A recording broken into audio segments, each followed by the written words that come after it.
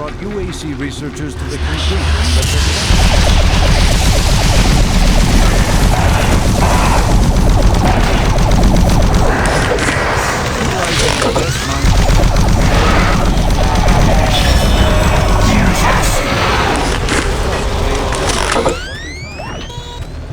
Are you sure you killed them? What? You have the soul cube, just like in the carvings I've been researching. If I'm correct, that cube is our only chance to stop this. No time to explain now. You need to get to the caverns quickly. Take my PDA. It's right there on the desk. It's got security codes for the area, and my research logs on it. It'll help. I can't go with you. I need to finish my work here. Good luck. I'm locking the door after you leave. Good luck. I'm so close to discovering everything, I can't leave. I'm staying here to continue my research. I'm so close to discovering everything, I can't leave.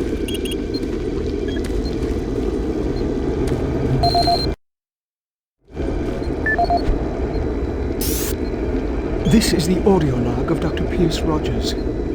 I don't know if I'll make it off the base alive.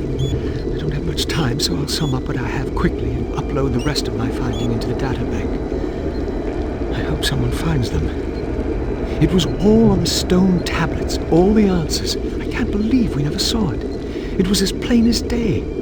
If we had only slowed down the development of the teleporters and tried to really learn what the tablets were trying to tell us, trying to warn us. The ancient people battled the same demons that are attacking us now. The demons came through the teleporters that they built, just like now. They created the soul cube and used it to stop the demons, to drive them back to hell. I don't know how, but that must be the answer. That is why that artifact was left behind, left for someone to find if something like that ever happens again. I can't reach Delta from here.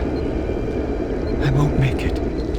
I truly hope and pray someone finds the soul cube, and it helps. Lord, help us. End of log.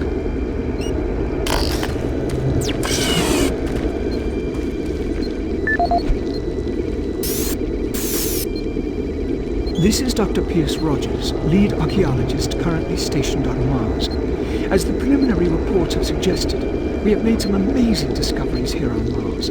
Life on Mars has long been theorized, but we never imagined anything like this. The initial chamber was discovered in 2115. It leads into what is now known as Site 1. Site 1 is the largest of the sites, and we are still actively working there. It is made up of a series of chambers and connecting tunnels, all of which are covered in glyphs and symbols. Using the UAC pattern processor, we have finally been able to understand some of the glyphs, and from them, here is what we have learned. The ancient people looked like us, at least to the extent that they were bipedal and were similar in shape and size. Their level of technology was astounding. For instance, the glyphs at each site were carved into the rock by some sort of machine, and each one is precisely cut from the stone. It far exceeds the precision of anything we can do. They had a social structure that seemed very aristocratic, with a lot of emphasis on social stature and structure. Site 2 is a much smaller set of chambers, mostly containing burial sites, temples, and various amounts of individual artifacts. This site has been photographed and cleared out, and all material is back on Earth for study and review. Site 3 produced our prize artifact, what we call the Soul Cube. If you have read or seen the other material, you probably know that this once grand civilization was attacked by some unknown force, and if we can believe what is written in stone, they sacrificed most of their society to drive the invaders back. There are additional reports filed on the Soul Cube with Central Administration. We also recovered several other device-type artifacts. They are not as ornate as the Soul Cube, but each appears unique. We are still learning how to interpret all of the glyphs, and hopefully, once we have that completed, the science teams can provide more detailed information on their technology.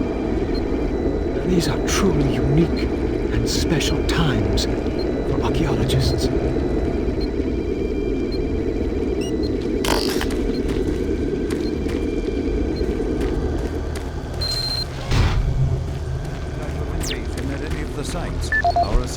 that time has removed all but what we now see, setting new standards in both archaeological discovery and analysis. The UAC is proud to showcase the latest findings on 4 unique and fascinating objects.